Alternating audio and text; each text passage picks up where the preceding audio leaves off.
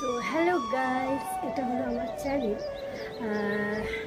আজকে বৃহস্পতিবার। তো সকাল সকালে পুজো দিতে হতো, কিন্তু আমার সময় হয়ে ওঠেনি দেখে আমি এখন স্নান টান করে পুজো দেবো।